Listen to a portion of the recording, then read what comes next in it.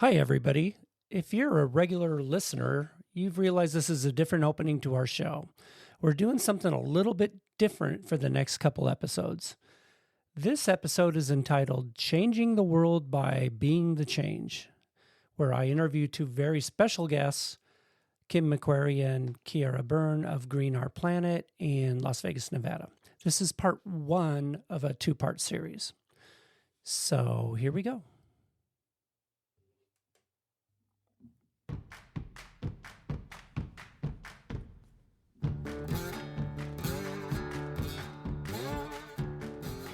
Welcome to the Farm to School podcast, where you will hear stories of how youth thrive and farmers prosper when we grow, cook, and eat delicious, nutritious local food in schools. We're your hosts, Michelle Markestein. And I'm Rick Sherman. We are Farm to School coordinators for the state of Oregon. And this week, we have another special episode of Rick being on assignment. We did. I was, as if you heard the last episode, we talked to some amazing elementary age kids in Summerlin, Nevada at the world's largest student farmers market. Amazing. Absolutely amazing. And yeah, we talked about, that was the brainchild of a nonprofit called Green Our Planet. Well, today I'm going to interview the co-founders and the executive directors of Green Our Planet, and that is Kim MacQuarrie and his wife Ciara Byrne. Amazing. Oh, and it was probably my favorite episode to record. First of all, they're professional videographers, and they were, and when you interview a professional person who's very well versed with a microphone, you just have to sit back and let them go. They would take over and go, "Well, Kim, what did you think about this?" And and it's just really wonderful. But they have such an amazing story. They worked for years doing professional videographer things. Like I'll put this all in the show notes, but they have IMDb pages, which is Internet Movie Database pages. So that's where anyone like actors or movies has write-ups on them. You don't have one yet? I don't. We probably should do that for our Farm to School videos. But Ciara and Kim, like, they have shows that you've probably watched, like the History Detectives on PBS, and they were at places all over the world, and they'll get into that. And so one day they just decided to shift and move from a pretty successful career and to do something local at the farm to school level. And it's just an amazing story. Well, and that's why I was really excited and grateful that they are willing to share their story, because the reality is that the world we live in only exists because of the dreams people have and the actions they take to manifest them. Right? Yeah. So here's an incredible tale from someone sharing their story and being willing to, so thank you in advance, to what their journey's been so far. All right. Well, so without any further ado, we will listen to Kim and Ciara. Thank you, everybody. So I'm in Summerlin, Nevada, a suburb of Las Vegas, and I'm here with two very old and dear friends, Kim MacQuarrie and Ciara Byrne. And they are the co-founders of Green Our Planet in Las Vegas, Nevada. So Kim was telling me, Kim, where are you from originally? I grew up in Las Vegas, Nevada. I moved here when I was in second grade. Second grade. Was here until the first few years of college, and then transferred out. And Ciara, you are? I am from Dublin, Ireland. Dublin. Mm-hmm. Oh, yeah. Emigrated to the United States in 1993. My favorite band growing up was the Boomtown Rats. Oh my God, I love the Boomtown Rats. Bob Geldof. Yeah. You guys have such an interesting story. And first of all, I know, like Ciara especially, I have links to all of your other podcasts that you've done. You've been on the air a bit. You have a very windy TED Talk, very breezy. Not windy speaking wise, but very breezy. Your hair was blowing everywhere, and it was very breezy. But there's lots of good content, and I'm going to link to all that in the show notes. But I'm really interested in what you guys used to do before you were in Green Planet. Can you talk about that and all that?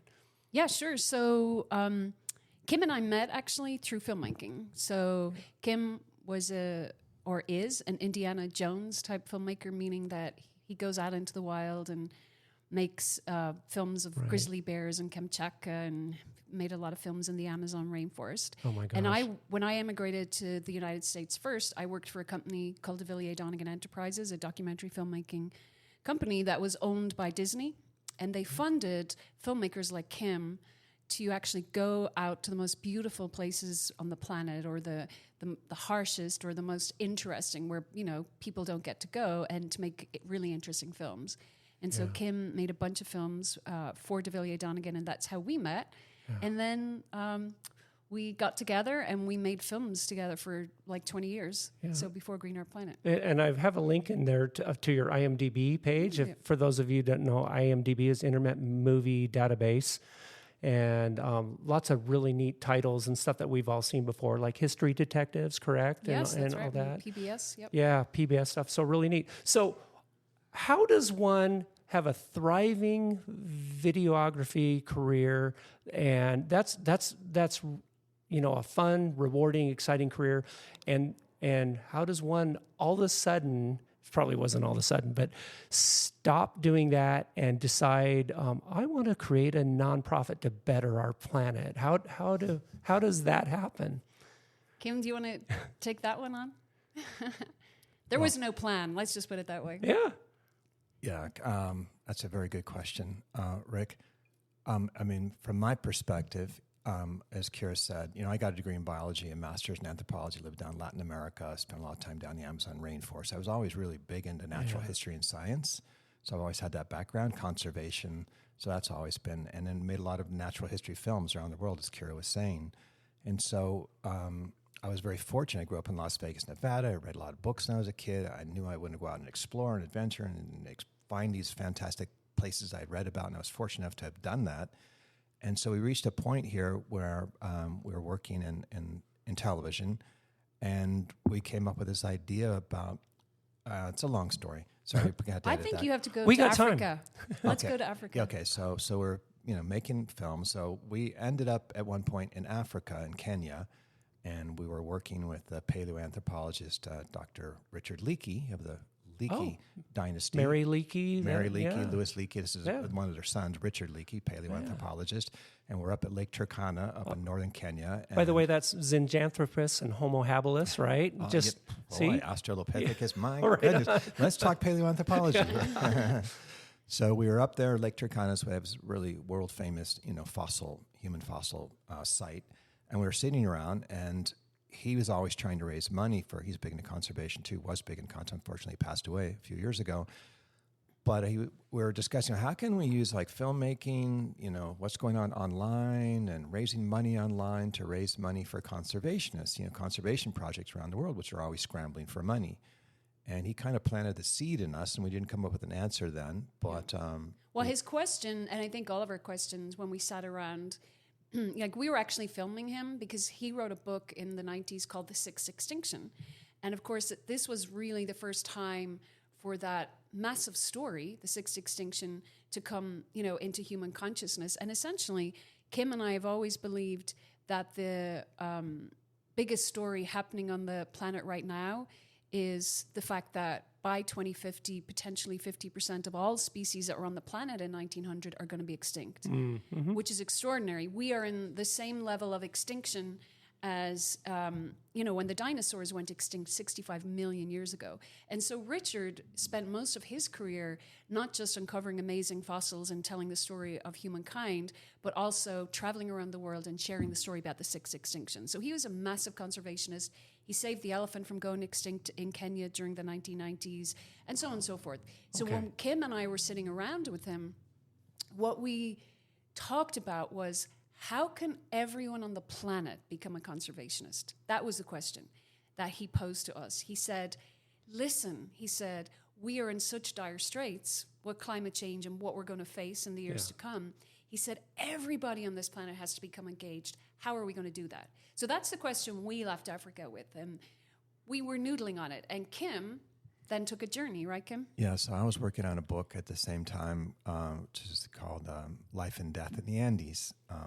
a nonfiction book, and it was a story about traveling from northern South America along the Andes, 4,500 miles, all the way down to the tip, and doing stories along the way. And at this point, I was down in Patagonia on the very tail end of it, and Ciara came down to visit, and we were sitting in a cafe on the Beagle Channel, of all places, going to an island off there where we're hunting down the last speaker of the Yamana language, the last native speaker. One of the main languages. Navarino Island. And so we were waiting for this Zodiac boat take us across this channel, and we were just noodling on this idea about what can we do? How do we mix film and raising money and that kind of thing? And Ciara had been researching and was looking into crowdfunding platforms and Kickstarter and that kind of thing. Mm-hmm. And so I was like full of fizz, and I was like, Kim.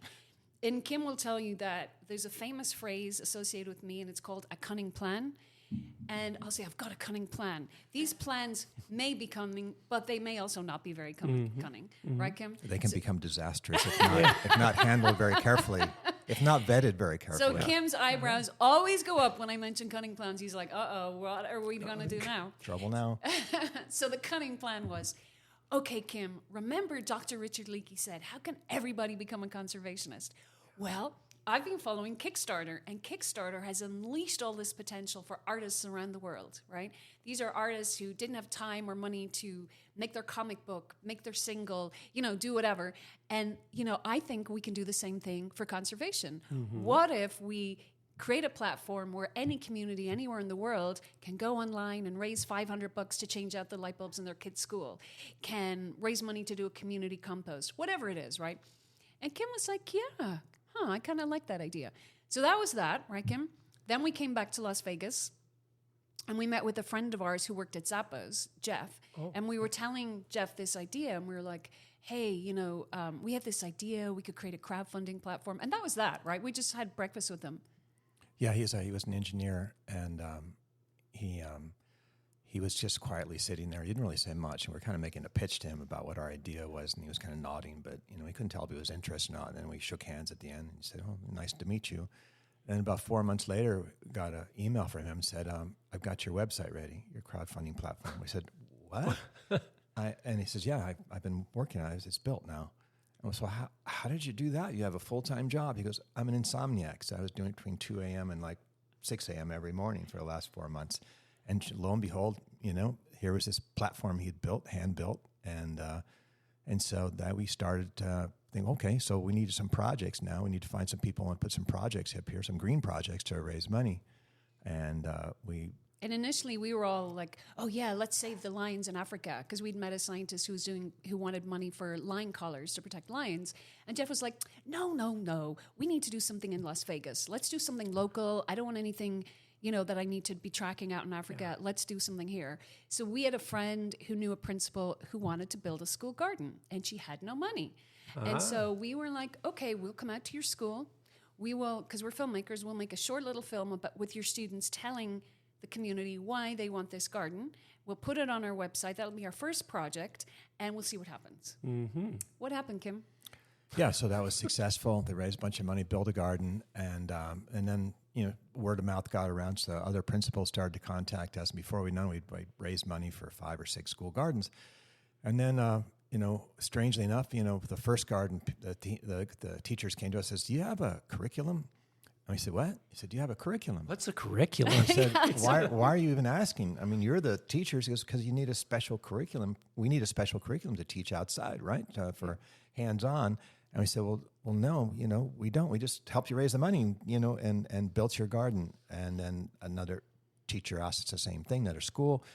And then I forget. And then we learned that essentially they needed lessons to Nevada state standards at the time to be allowed the time in the day. What year was this when you were starting that this first garden? This was 2013. 2013. That's not too long ago, really. Mm-hmm. But how many school gardens do you think they had in Vegas back only then? 6 or 7. This is for those of you out here.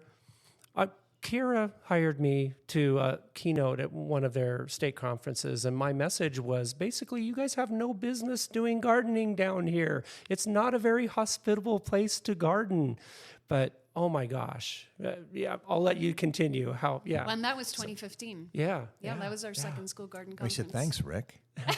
Yeah. Well, that's the good thing is what you've done and how thriving it is now. And I'll let you get there, but continue on. Yeah. Yeah. So essentially, we listened to the teachers. I mean, that's really what happened. Because remember that the question in our mind was, how do we ensure that everybody on the planet can become a conservationist, can help protect the planet? That was the question we left Africa with. And we started to see these teachers cared about connecting their kids to the planet. That's what they were doing. And the light bulb immediately went off for us. We're like, there might be something in this, you know? And so maybe we can help more schools get gardens. Like, we had no sense of curriculum. You know, we're not educators. We're not gardeners. You know, we were just helping the teachers get where they wanted to go. And I think that's absolutely the secret to our success, that we didn't come in with this grand plan and strategy for creating a big school garden program. Yeah. We allowed the teachers to, you know, we just helped them. We did whatever they needed.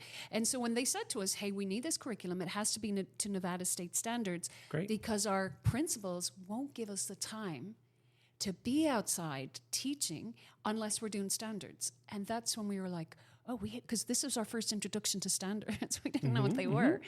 And so at that time, the food pantry, 3 Square, came to me and said, hey, we heard that you're doing these gardens and we want to apply for a Honda Foundation grant, and it's to create STEM curriculum for school gardens in Nevada. And then I said, oh, wow, Kim, this could be a good opportunity.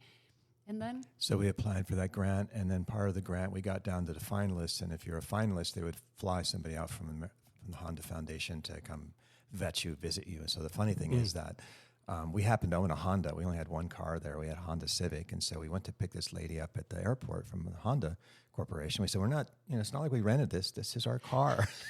And I don't know if that swung it in our favor, but the fact that we owned a Honda, we won the grant. And so that allowed us to hire teachers and create the first curriculum, really Nevada's first curriculum for outdoor gardens with the Nevada state standards. And that was really kind of launched the whole thing.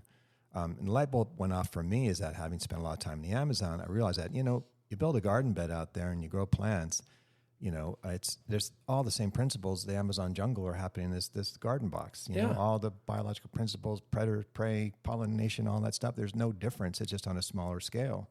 So, you know, we're kind of building these little these miracle boxes with, you know, all this life going on right at the school. So that was kind of a realization there.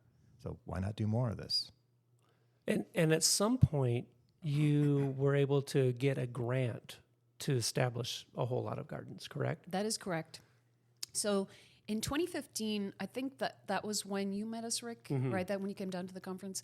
By 2015, we were already in about 50 schools, actually. Yeah. And that's when we were lucky enough to get a grant from the Cooperative Extension. So that was thanks to Commissioner Kirkpatrick, who's still a commissioner here in Las Vegas. She's a huge supporter of the gardens. She could see the joy that they brought to kids, how happy they made teachers. And she could also see the beauty that they brought to neighborhoods, like all those things. And so she helped us get a multi-million-dollar grant from the Cooperative Extension, which launched us into having our own builds team.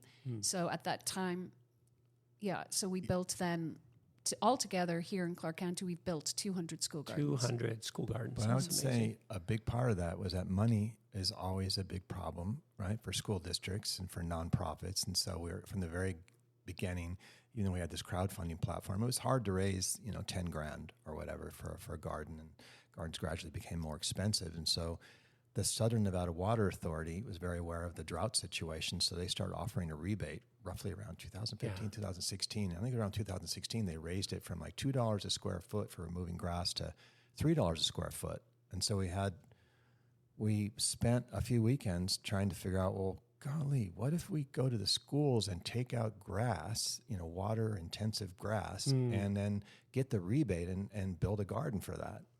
Which nobody else was doing. And we piloted it, and sure enough, went to a school, pulled out 5,000 square feet of grass, got $15,000, and built them a garden.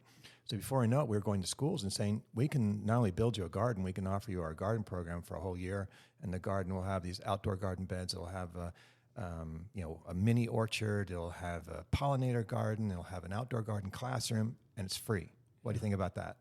And that launched us. We built 100 gardens just from the water rebate being offered. So amazing. It's so inspiring. And when I interview guests, and I find a common theme when I get people, and if I could bottle you guys and sell it, it's just you guys have a vision, you did it, you had a vision and you attacked it and you did it. And it is so great for this community who, like I said, really didn't have any gardens here before. And yes, the school garden movement happened too at the same time to help your cause, but it really wouldn't have happened without you two and your vision.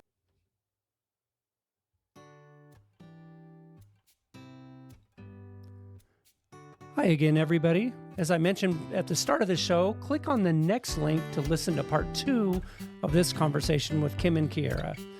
We'd like to thank you so much for listening today. Farm to School was written, directed, and produced by Rick Sherman and Michelle Markiston, and was made possible by a grant by the United States Department of Agriculture.